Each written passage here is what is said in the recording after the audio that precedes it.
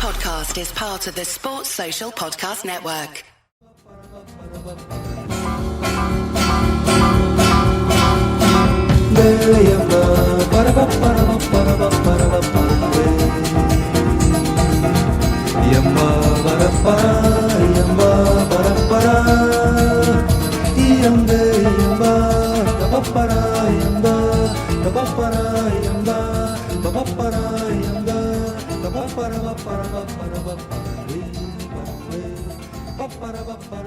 Massive news, Paul. Did Luiz Suarez bite any of our players yet?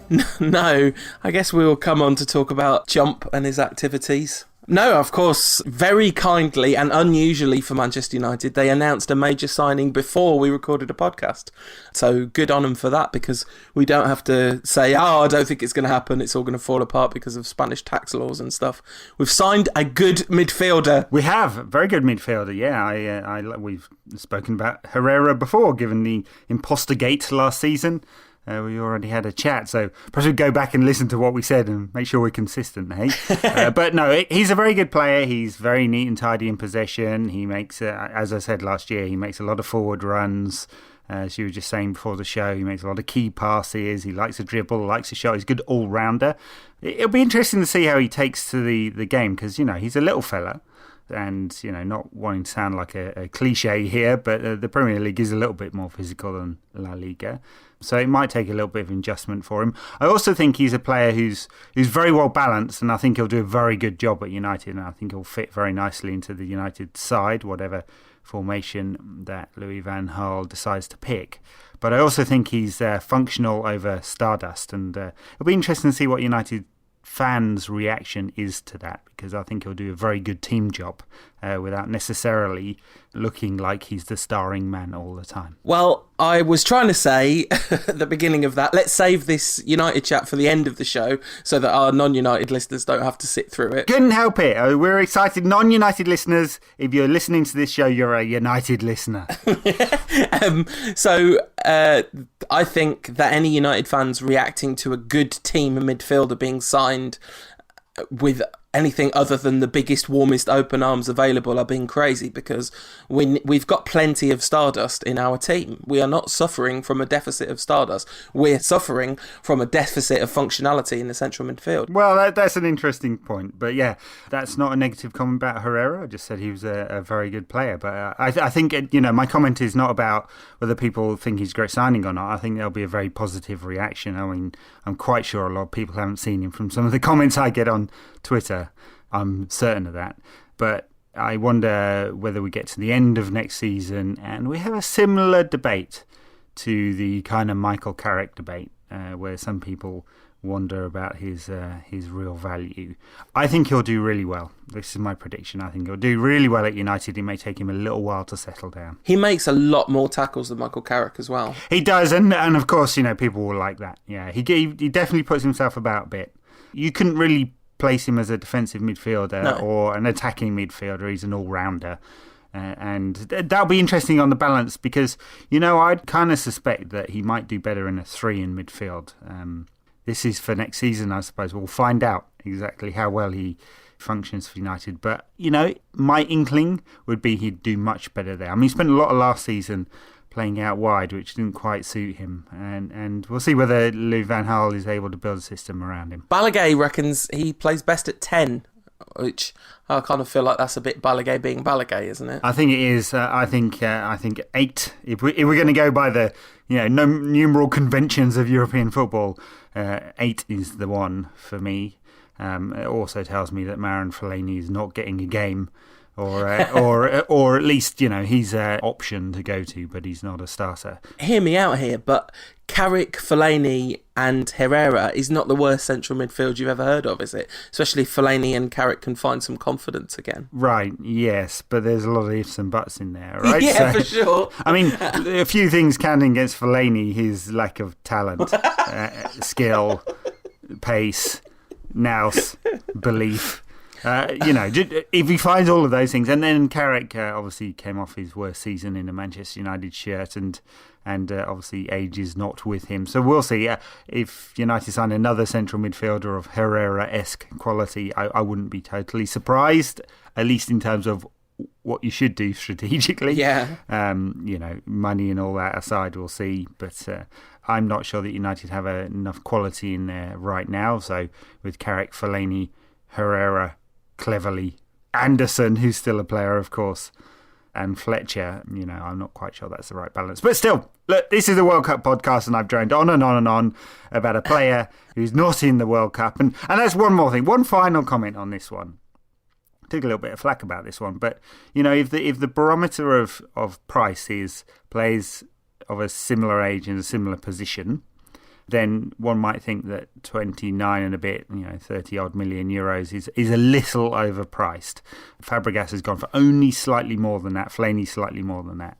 Fabregas, of course, a massively established Spanish international of long-renowned reckoning. A little bit older, a couple of years older, but I'm not sure the prices are quite balanced there. But the premium United have paid is mostly down to the fact that Bilbao just do not want to sell their players because they have a very limited pool of players, and he had a buyout clause. Yeah, absolutely. Luke Shaw as well, currently at Carrington, if rumours are to believed, and I'm not sure they are, but still exciting times. And of course, William Carvalho done with his World Cup early enough to start the bidding on...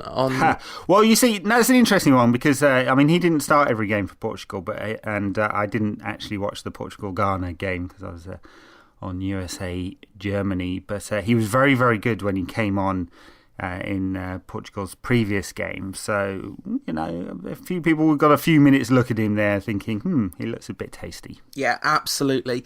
So, World Cup!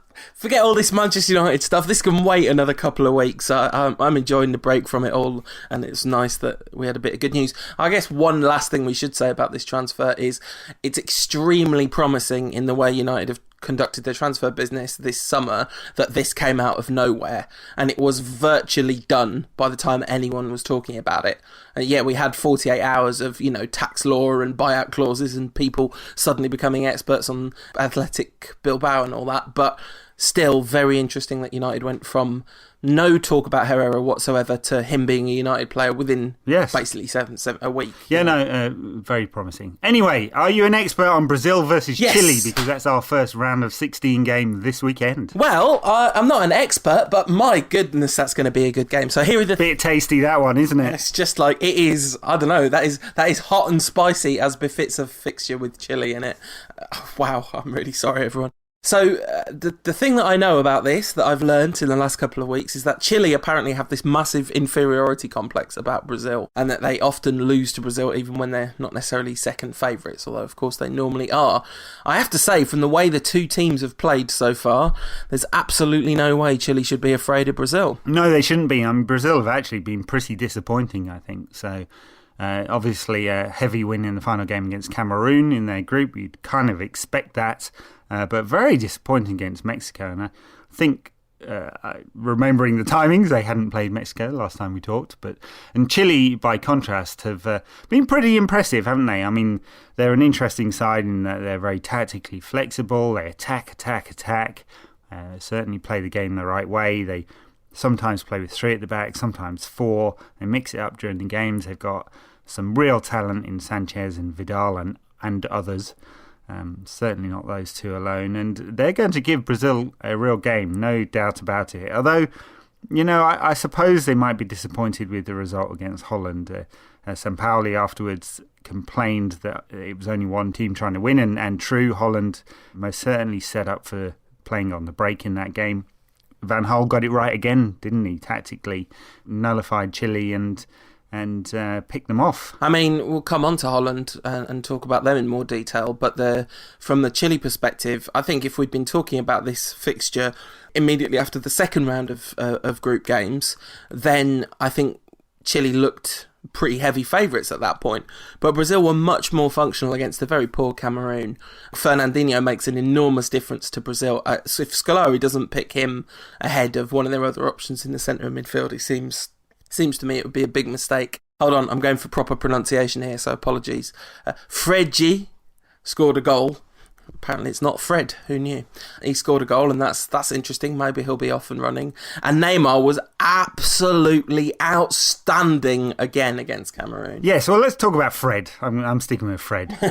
I'm Shearer to your Tim Vickery here.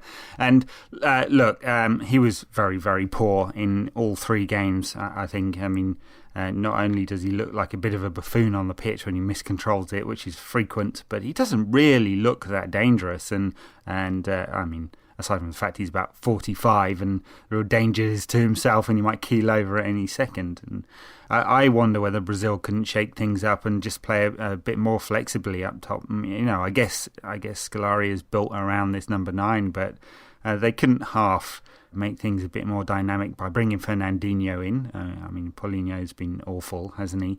And then Oscar not always playing either. So there are options for Brazil. It seems like they have a pattern of play they want to stick to. And given that Chile will probably play 3 at the back, it'll be interesting to see how Brazil try and line up. Will they try and tuck Neymar in a little bit more and go 3v3? Or will they push him wide and try and exploit some space that the wing-backs do leave, which will leave Fred on his own against 3 defenders? Yeah, I mean, I think, unless I'm wrong, Oscar did play all the games for Brazil, but I'm just not sure where he fits in. If you drop Fred and play Neymar as like a false 9, right, it's an option, isn't it?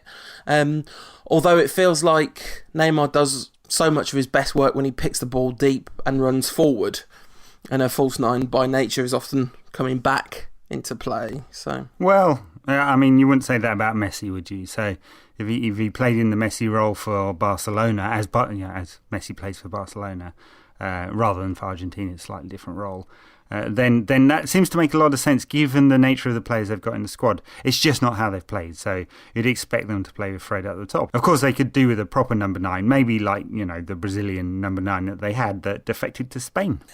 Yeah, although he sort of defected to Spain in order to ruin them, so perhaps it was an inside job after all. So we're going to do a prediction on each of these round of 16 games, and I feel like the combination of home crowd, Brazil looking a bit better against Cameroon and Chile looking a bit worse against the Netherlands, and the old inferiority complex is tipping me to back Brazil to get through this one. But I'm not confident about it, but I'd go 2-1 Brazil. Yeah, I think that's a good prediction. I think Brazil will win. I think they're just going to have enough but Chile are going to give them a really good game. We'll see about the inferiority complex. I don't think Chile have played like that in any games that I've seen. I was going to say they came to Wembley and had no inferiority complex, but frankly that would be pretty much anyone. Vatican City heading to Wembley at the moment. It's a little different, isn't it, than playing Brazil in Brazil? Yes, it is a little different. So, of course, it's going to be a hugely partisan crowd, as they all have been for Brazil games, and I think Brazil will just edge it. But you know what? If Chile dumped them out, I couldn't say I'd be massively shocked. They're a very good side. Me neither, absolutely. Talking of very good sides, I can't wait for this one.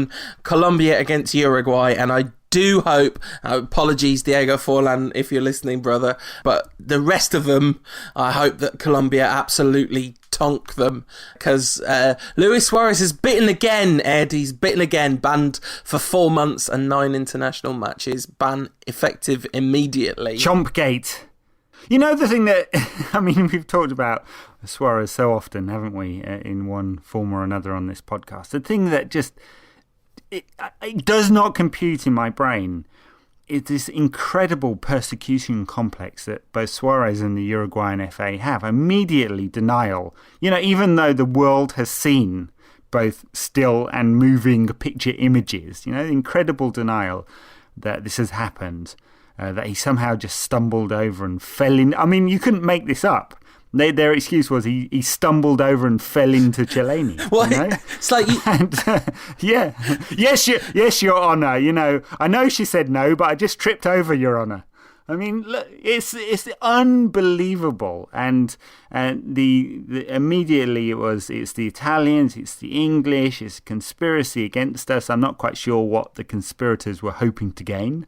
You know, he's announced today by FIFA 4-month ban, 9-match ban. So 4 months from any football activity, 9 matches internationally, which is more stringent than we expected. I think Many people thought that FIFA would sweep it under the carpet. They haven't done that. They've been pretty tough. It's in line with other bans, and it can't go on anymore, right? Something has to happen with this guy now. A lot of people said it in a very pithy way. He needs some help, but he needs to unlearn this behaviour. And, there's a lot of COD psychology. I don't pretend to be one, but it can't keep happening. So the thing is, I sort of am a person who understands this stuff because that's my job. And when you have a deeply ingrained behaviour like that, lots of people have said, I saw a journalist, I think Mark Ogden, tweeting he needs to curb this animal instinct. And it's a poor choice of phrase, essentially, because it's slightly misleading, because the instinct is not animal, the instinct is infantile. This is a stage of child development where children start biting, and for some children that becomes like a problematic behaviour. And for Suarez, he's got that in his locker, to use a weirdly inappropriate sports phrase, and he can change, but he has to make an awful lot of effort to do so, and he is going to relapse along the way. That's the thing, because he's done a bunch of work on this apparently, and a lot of people are saying, oh, well, look, this is proof that the work hasn't worked. But it's not. It's just, it takes time, and you relapse when you're trying to make a behavioural change like that. But, of course, for people playing professional football with him, he shouldn't just get leeway to do whatever he wants, because impulse control is important, and a lack of impulse control is potentially really dangerous. Look, his fellow professionals are going to be looking around now and going, is he looking at me feeling a bit hungry, you know? I mean, have you seen the pictures from the Confederations Cup where it really, really, really looks like he tried to bite Chiellini's shoulder? It's Yes. like mad. This is like he's come back to take his hungry revenge. Really odd and a real shame. I mean, he's obviously one of the world's most talented players, and you wonder whether this is going to precipitate a move to Barcelona. Of course, they're very interested, and Liverpool wouldn't have been interested in shifting him on, given that they're now in the Champions League, but they might consider it differently now. I mean, well, the flip side of it, isn't he a much less attractive proposition than he was a week ago to a buyer? Well, look, 4 months ban takes him through to July, August, September, October, end of October. That's not so bad, given they start in late August. So no, I think if they could use this as an opportunity to leverage a purchase, whether it's Barcelona or Real, I suspect one of them would do. I mean, this is football after all. They don't actually look at people in the way that normal human beings might and go, God, I don't want a piece of that. They'll take the risk, I'm quite sure. And of course, once again, as always, when these things are discussed, it's important to say that racism is much worse than biting, and it's a real shame that Luis Suarez's biting gets talked about so much more than his racially abusing another human being to gain sporting advantage. Well, yes, but it's also an easier conversation to talk about biting, of course, isn't it? And to sweep the rest under the carpet, which I've seen on dozens of occasions over the last couple of days. Anyway, look, there is a game. Oh, it's going to be a Luis cracker, isn't Suarez less Uruguay. It'll be interesting to see how they try and line up now. And, well, I mean, he didn't play in the first game, so we have a good idea that I guess Forlan will come in against what has been an excellent Colombia side. Really good to watch. I mean, you'd have to make Colombia heavy favourites, right? Because Uruguay looked leaden without Luis Suarez. They got beaten 3-1 by Costa Rica, who don't play a million miles differently from Colombia, but have a great deal less talent at their disposal. Yeah, I mean, you could say they'll Lex and bite. Yes. James Rodriguez, player of the tournament so far, up there, certainly in the top 5 best players of the tournament so far. Another fantastic game for him in Colombia's last group game. Uruguay going through, of course, in place of Italy, which was a bit of a shame, I thought, really, because of bad bitey cheat man versus quite nice Italy. So that was a shame, but Italy were dreadful in that final game. Well, they've been dreadful all through, really. They weren't even that good against England, yeah.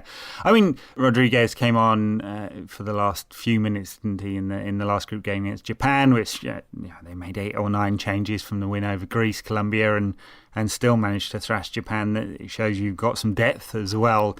They've just been excellent for, Gutierrez up front or Rodriguez in sort of number 10, sort of on the left, sort of Cuadrado, excellent on the right-hand side. I mean, so many attacking options. Sanchez, where does he play for Chile? I mean, it looks like he plays in central midfield sometimes, but also as a forward. And at the back, it's hard to believe it, but Mario Yepes is like 90 and still looks solid. Been an amazing World Cup for 90-year-old central defenders, because Marquez is up there with the best defenders in the tournament so far as well. So yeah, really bizarre. I have to say, maybe of every single one of these fixtures, maybe with the exception of Argentina versus Switzerland, this is the fixture that looks to me to be the most one-sided on paper. Uruguay are incredibly scrappy, and so that kind of renders the on-paper difference somewhat redundant, because Uruguay's history as an international football team has been predicated on the idea of being greater than the sum of their parts. But they're going to really, really have to be a lot greater than the sum of their parts to beat Colombia. Look, you're totally right. I think Uruguay have been very poor so far. I mean, they were very poor through the World Cup qualification campaign. Had to play Jordan, of all teams, in a playoff to actually get to the tournament in the first place. So they didn't have a good qualification campaign. Cavani and Suarez can't save them alone. Suarez can't save them at all now. Cavani's going to have to be brilliant, and they just haven't been that good. And maybe they'll rally round because Suarez is gone, or maybe they won't. They seem to just be undergoing this persecution complex at the moment. I'm not sure it's going to make them play any better. I expect Colombia to win this one, and I kind of want Colombia to win this one.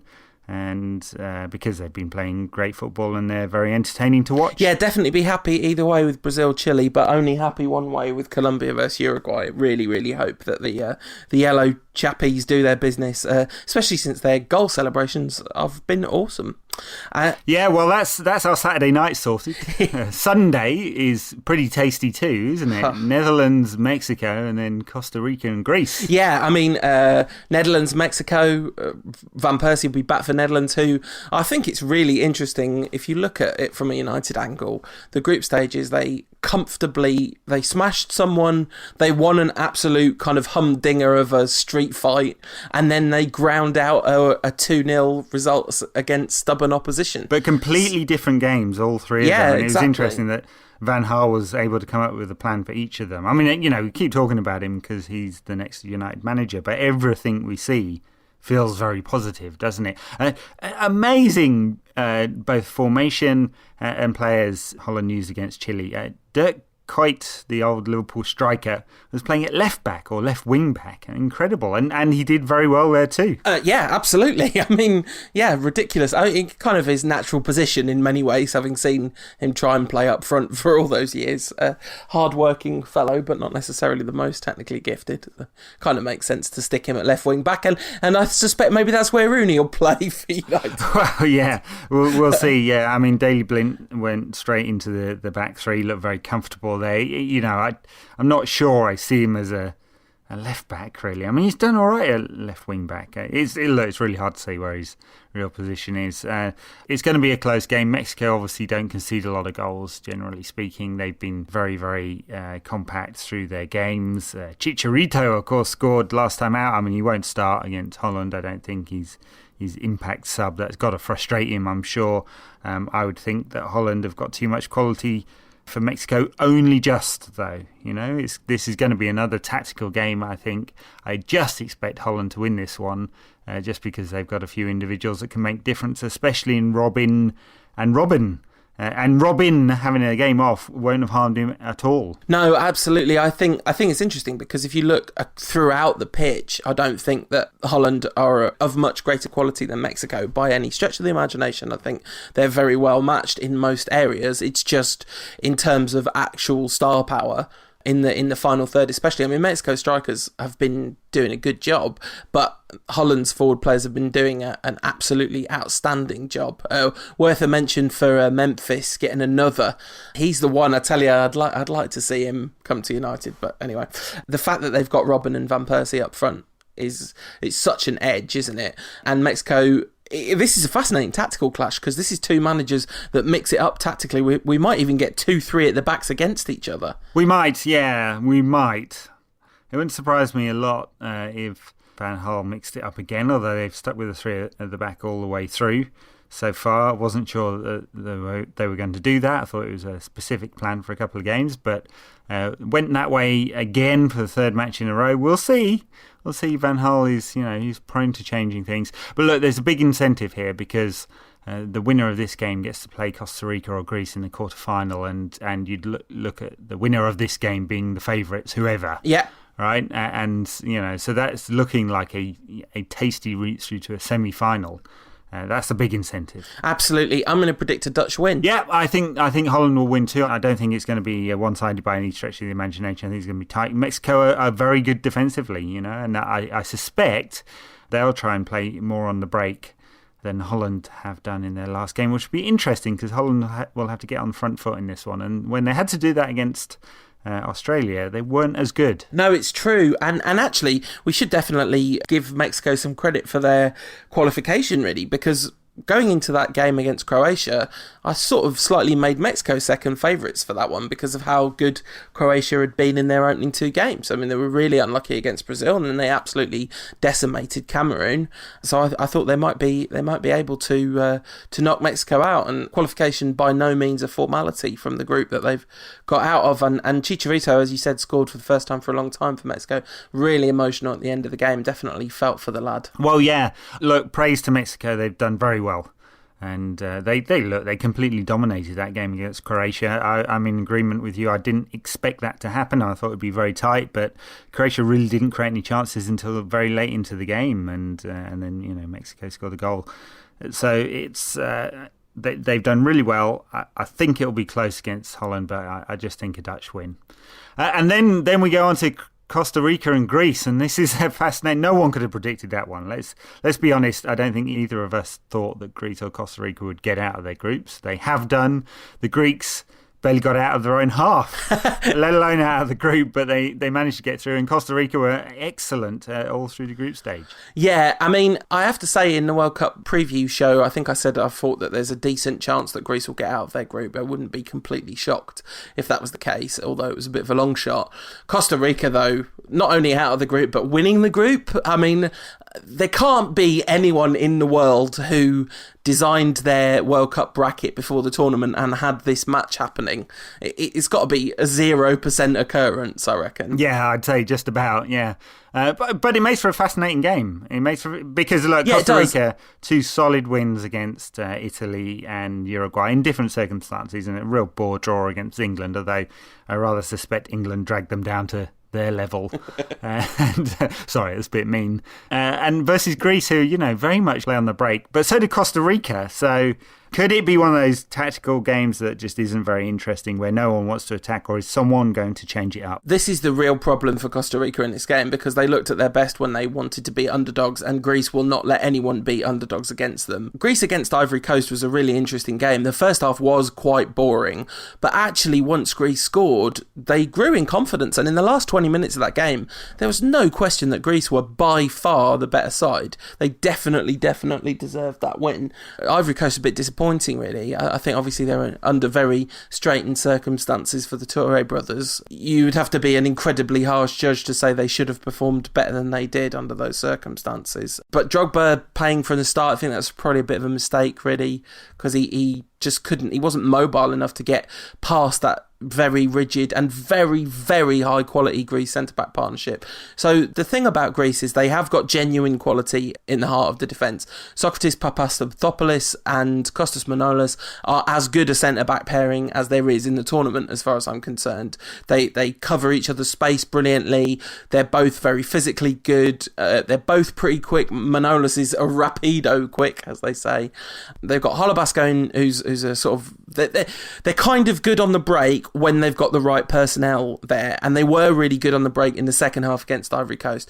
But up to that point in the tournament, their breaks have happened at an absolute snail's pace. This guy, Lazarus, now this one I can't pronounce, but I think it's Christodopopoulos, but I wouldn't swear to that. He added a load of pace, and because they had the injury early on to Kone and... Andre Samaris came on and scored the goal. He added a lot of dynamism too. So by the end, I actually got quite excited about Greece. But how on earth Costa Rica are going to try and break them down, 1-0 AET to either team, I reckon. Yeah, I mean, it's true. I mean, look, so Costa Rica have got some talent in forward areas and they've also got pace. So it really depends on how much Greece come out. They might have to be quite smart about this, Costa Rica, and try and draw the opposition out. But in Ruiz, Borges, Brenes and Campbell, they've got bags and bags of talent and pace and some goals. You know, they're better than a lot of us thought. They're a good side, and I think they'll give Greece a good game here. It's going to be tight, and it'll come down to the details for sure.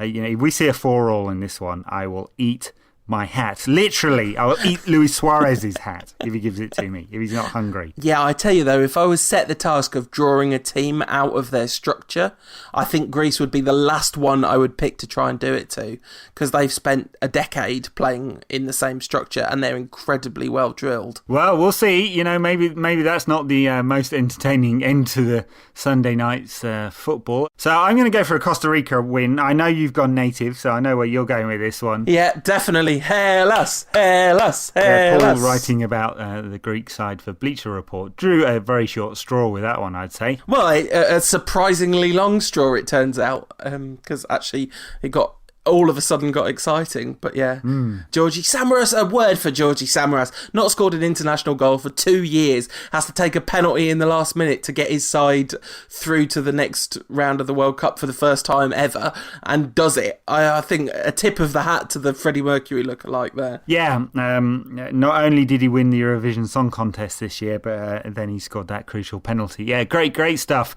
And he took a proper run up and gave it a good smack as well, which I think in those circumstances, if you haven't scored for 2 years, that's what you do. If you take a 3-step run up He didn't and stutter a few times. There was no stutter step, but it was a placed shot. He didn't just put his laces through it. It was a side footer to the goalkeeper's left. So anyway, Monday. A couple of cracking games. Allons I think. France. de la patrie. Yeah. Can you sing the Nigerian national anthem? I can't. No, look, bias on this show. Disgraceful. I also can't sing the rest of the French national anthem because they start talking about flags drenched in impure blood. So. Indeed. Well, nothing impure about the way the French have been playing in this World Cup. Some cracking stuff. Put 5 past the Swiss, and then a tight draw in the final game of the group. Although maybe the incentive wasn't there for the French to go win it. Nigeria. Squeaked through, didn't they? I don't think they've been that impressive, got to be honest about it. I don't think they've been brilliant in the tournament so far. Okay, so I think the only thing that I would disagree with, really, is that France's draw against Ecuador was really poor, actually, and there might not have been the incentive for them, but that would sort of indicate that they didn't create chances.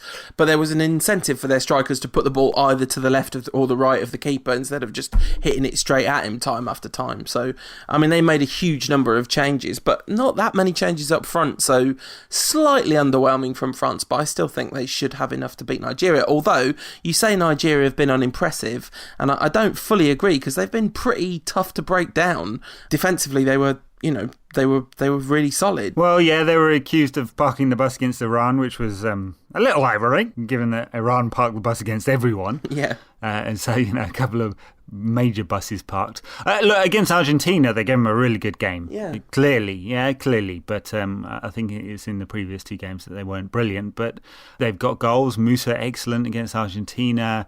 Odimwingie came back in after however many years out and has performed okay. Emeniki's got power and pace up front, and they've looked okay at the back in some of the games, when they've structured it right. I mean, obviously Argentina had a bit of Messi magic to win that game. I mean, I think, I don't know, we have a slightly different take on this. I think they've been one of the most efficient defensive units at the tournament in many ways until the Argentina game, and then that really was a question of one man's special talent shining through. So 0-0 draw in the first game, and they beat Bosnia, didn't they? Yeah, they beat Bosnia-Herzegovina.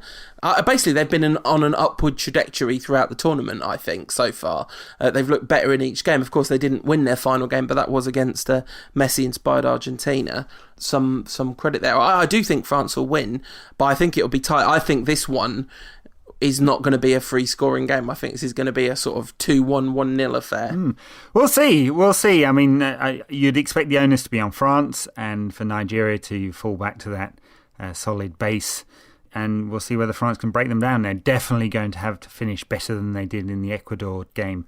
And talking of the Ecuador game, major talking points, Antonio Valencia shown red. A lot of people felt it was harsh. Have to say, I didn't think there was any debate about that one. I think the FIFA were very, very clear about showing studs into the tackle, and at one stage he was 2 feet off the ground, not going into the tackle, but at one stage before that.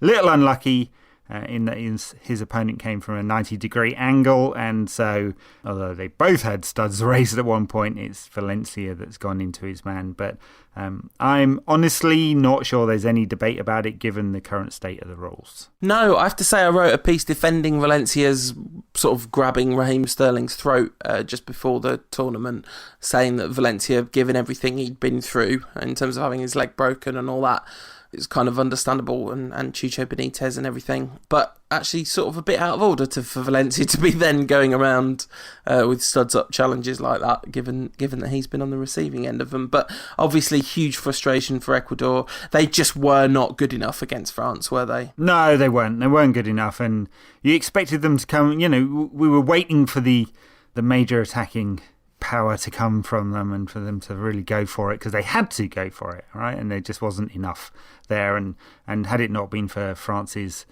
sort of wayward finishing, the game might have been done well before the end. So in the end, just not quite good enough, and I suppose everyone expected them to be the worst of the South American qualifiers anyway. That's kind of what they turned out to be, but it'll make for a good game in the quarterfinal, France and Nigeria. The other one on Monday, given we are recording this before the final set of games, we don't know the full lineup. It will be Germany versus, we suspect, Russia, though it could be another. It could be another permutation. It could be Algeria. I suspect it will be Algeria. That's me going on record 45 minutes before kickoff in that game. I think Algeria will have enough against Russia, who have been appalling. They have been Fabio Capello writ large. I feel for the people of Russia, having been through a Fabio Capello national side for some years. So bad. I really, really hope Algeria beat them. Algeria are very, very impressive in their 4-2 demolition of South Korea. I'm not sure the same thing will be on show today, but I think they'll have enough. I think they've got more quality than Russia, or at least as much quality as Russia. Yeah, I mean, Capello's got the nous and the kind of game nous to take him through, maybe. But you're right, Russia completely turgid this World Cup. But we kind of knew that was going to be the case, didn't we? Algeria, they're owed one, aren't they? The gods of football owe them one for 1982. And maybe they'll get the payback tonight. We don't know. Germany, on the other hand, have been pretty good, haven't they? It's brilliant against Portugal, absolutely smashed them. And then the final game, the 1-0 victory over USA, pretty efficient. And USA just didn't have enough to come back at Germany, and Germany made a few changes, although not a lot. And just didn't really need to move up any gears. I'm sorry, what was the descriptive word you used to describe Germany just then? I think I may have used the word efficient. I apologise. Yeah. That's the word. It was a sound observation about their performance. Yeah, of course. Not a national character study. The Ghana-Germany second half. What a game of football that was. That was awesome, yeah. Although I think that may have come before we recorded the last game, and we had a quick chat about it then. But the last podcast... So, oh, really? Did we not? Maybe, yeah, because that was Saturday night and we talked about it Sunday morning. Right? Yes, let's talk about it again. Brilliant stuff. Great gaming of football. And look, in a way, Ghana are unlucky, aren't they, to not make it out? But they didn't have enough quality in the end to get through. I think the problem with Ghana was that they started slowly in a group they could not afford to start slowly in. Because if they'd got a result against the USA, it would have been, of course, oh so different. Yeah. Massive props to the USA for getting through, as we'll come on to in just a second. The fact that Russia need to win and Algeria go through with a draw or a win, I'm going for a Germany-Algeria game.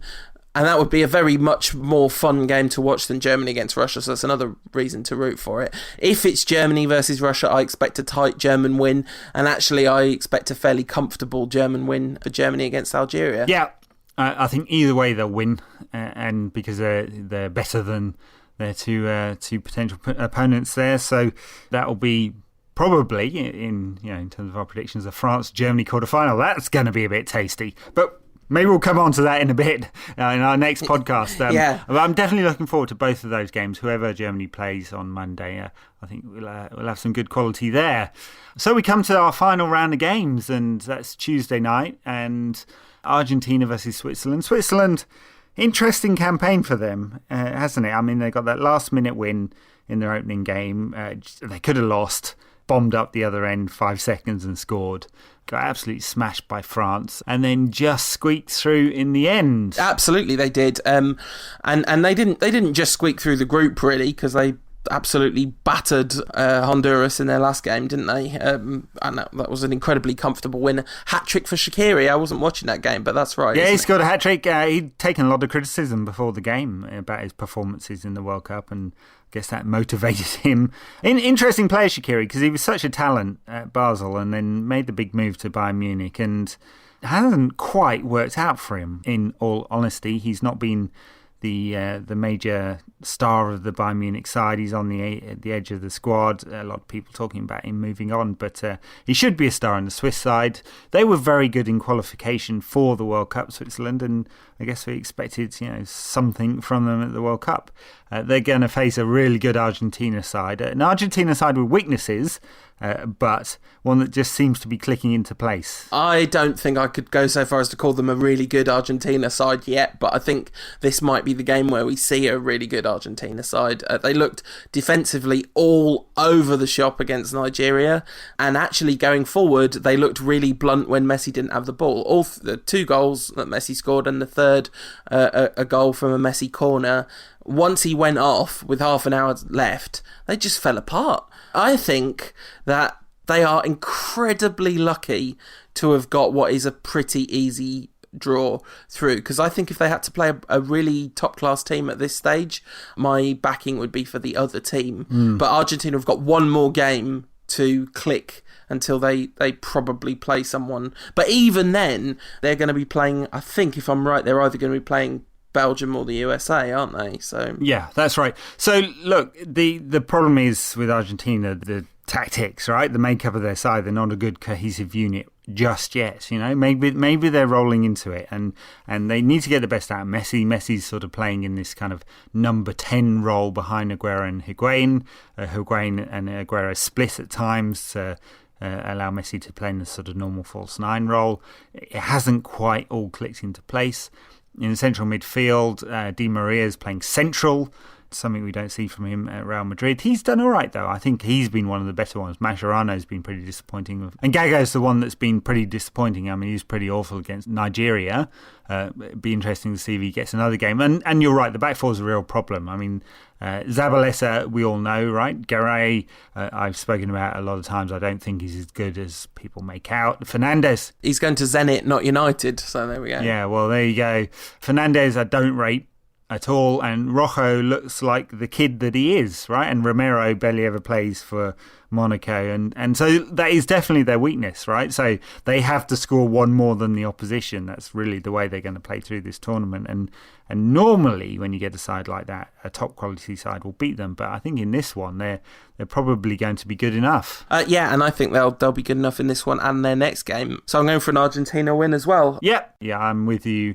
Argentina to win on Tuesday, the 5 o'clock game, and then the final game of the round of 16, USA versus probably Belgium. Yeah, maybe Algeria, but probably Belgium. Almost certainly Belgium, we think. Well, the almost certainly bit comes from the fact that South Korea would have to beat Belgium, and that doesn't seem very likely to happen. It doesn't seem very likely. And, you'd expect Belgium to have more quality than the USA. I mean, certainly, look, USA are a functional side. We're going to get some heat for criticising them.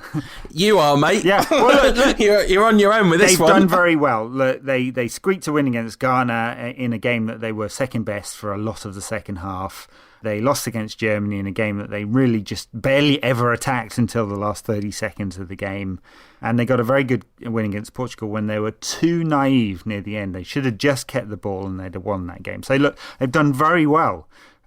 For a side that is more functional than talent is. And I don't think that's an unfair observation. So they're going to go into a game against Belgium where Belgium have more talented players.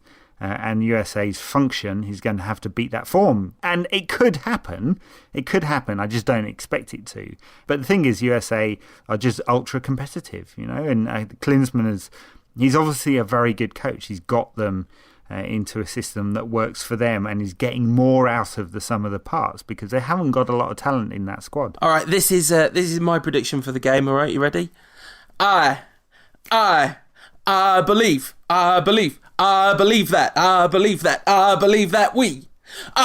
that we will win. I believe that we will win. I believe that we will win. A surprisingly not terrible chant that on paper should be terrible, but when it actually happens in real life gives you weird goosebumps up the back of your neck if you're a big soppy idiot like me. Well, look, one of the interesting things about this is the great US support, right? They've had loads and loads and loads of fans in the stadiums, and then if you look at some of the video coverage from fans back in the States, some huge fan parks with masses of fans there. So, there's a sense that there's something happening with this side. I think if they were an even better side, it might even, increase the level of support in the country. And, I spend a lot of time in the States, so I have a feel for, how football is kind of understood there, right? And it's still a niche, effectively, even though 25 million people watched it on TV the other day. It's still definitely a niche, except in some pockets where it's become really popular. Seattle, I spent a lot of time in Seattle, huge fan base there. So it feels like a sport that's on the cusp of taking off. If they had a better side, it might accelerate it. I expect they'll lose against Belgium, is my prediction. But they've done very well to get this far. Yeah, I don't honestly think I can predict a Belgium win in this one. I have to say, if Belgium have tonked South Korea and it's all clicked for them by the time you listen to this, I kind of want to revise my prediction a little bit because Belgium have been really, really disappointing, I think, in this tournament so far. And I think it's a function of them having a great deal of good players, but not very many great players, essentially. And Adnan's in the starting 11, it's just been announced, so that's exciting. And I don't understand why they haven't used him earlier, because their games have been absolutely crying out for a player like that. Well, they have. Go Adnan, first official game. Of course, that means he can't play for England now. or Turkey or Bosnia or Croatia or however many other 15 countries that want. Yeah, absolutely. So I'm predicting a US win for this one. I've been talk of gone native. I've been beaten down by US soccer fans, and it's brilliant. It is lovely to see that. Of course, I mean we shouldn't talk about the US without talking about the fact that they pinched half their squad from Germany. Yeah, I believe that Jurgen's pretty smart. That chant has been going around in my head constantly. Just like at work, I believe that I need to type this letter. All that stuff. Anyway, all right, let's do a few questions. At Rob Pollard says, what's a midfielder? At 6Sammy9 says, how does it feel now we've signed a midfielder? At United for Life 1 says, how do you celebrate when your team signs a midfielder? At Red Devil 1295 says, how should a United fan respond to a midfield signing? Yeah. Well, Rob should know what a midfielder is. They've got a couple of talented ones in Yaya and Fernandinho over there. He goes on to say, when will United fans' tendency to be absolutely hysterical during transfer windows subside? Never. All right. Thanks. Because just chucking money at it is the easy way to do it, isn't it? It's like cheating in fantasy football. So they win a couple of tournaments and they're all giving it the big un. Getting it a bit chippy, aren't they? Yeah, get back in your place, right? Yeah. So obviously United has signed the greatest midfielder in the history of midfielders, mate. Yeah. At L Rob says that'll happen when the fossil fuels run out. I think essentially we get hysterical about the transfer window generally because of the nature of the 24-hour coverage of the so-and-so player sneezed in the direction of the town they want to go to. So I think there's a general tendency to be hysterical about it. And I think United fans have been particularly hard to take this summer in terms of hysteria because of how much is at stake or how much is perceived to be at stake. Well, this is true. Look, that's a fair analysis. And the thing that annoys me, especially spending time on social media and being as popular as I am... You're beloved, Ed. Yeah, that's one way of putting it. Yeah, not quite the word I'd use, but I can't even mention anything about transfers without getting a torrent of in the nose.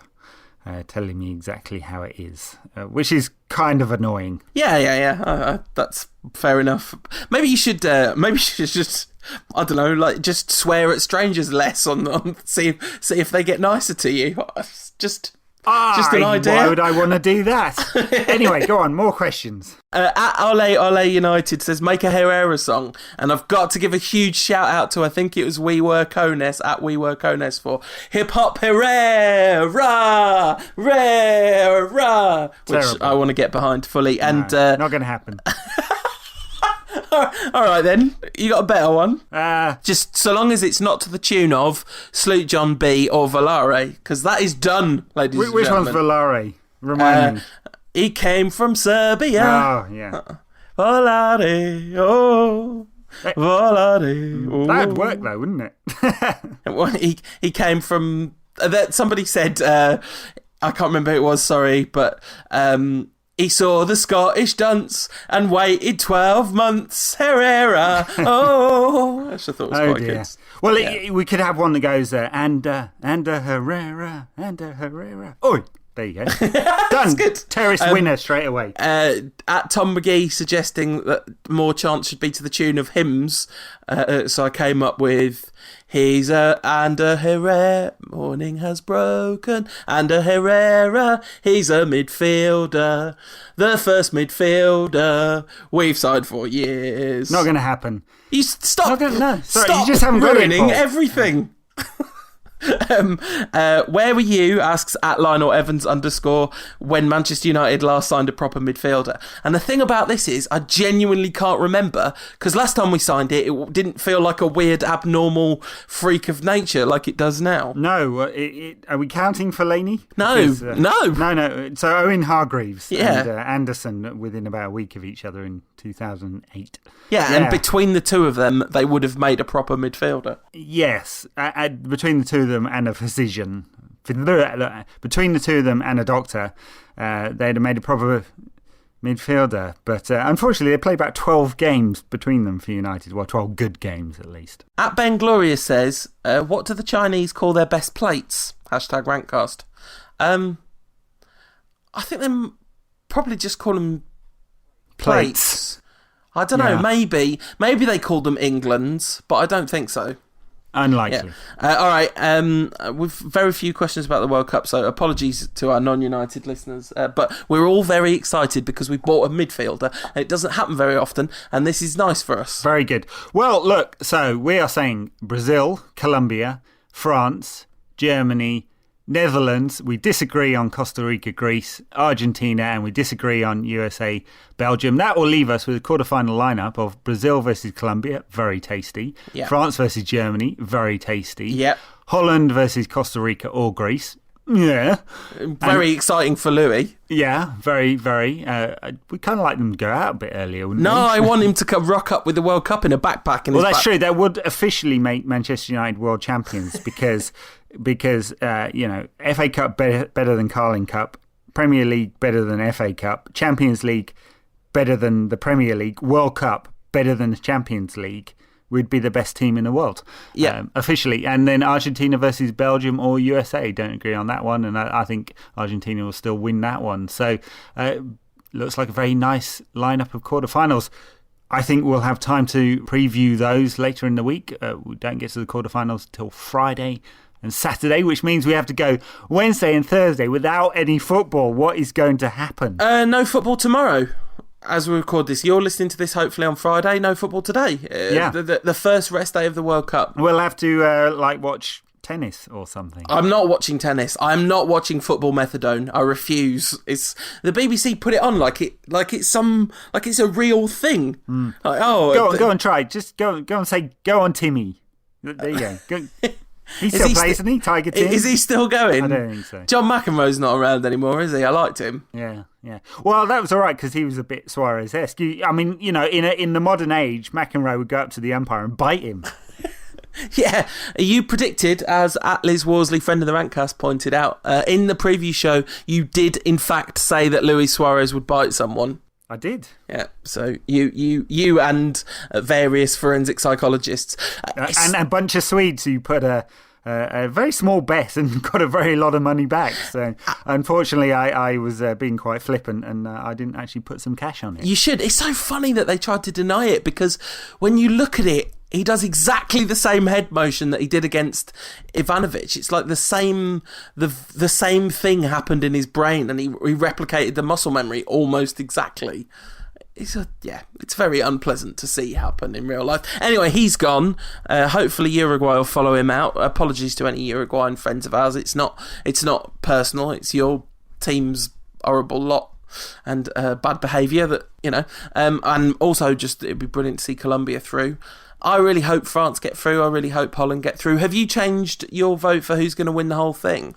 Well, I thought Brazil would just edge out Spain, so that one worked then, didn't it? So no, I don't think so. I mean, Brazil are not without their flaws, clearly. I think they would be better with just a few tweaks. And I wonder whether Scolari will notice that. We'll see. No, so I probably haven't changed. I think Brazil will just win it. And I still think it's going to be Neymar's World Cup. I mean, it looks like it is already, doesn't it? Yeah, I mean, the top goal scorers, Müller, Neymar, Messi, all on 4 already, a whole load of people on 3. This does not normally happen at World Cups. I wouldn't be surprised if the top scorer ends up with 8 goals, actually, at this tournament. Which would be a lot, yes. But could happen, yeah. It depends on how far Messi goes. And Müller, the thing about him, he's not flashy in the same way. He doesn't have the skills, can't beat players, doesn't have a bit of magic, but boy is he a great finisher, and he gets into some fantastic positions. A wonderful finish against the US again in the final group game, and he's going to score more goals. Yeah, you think so.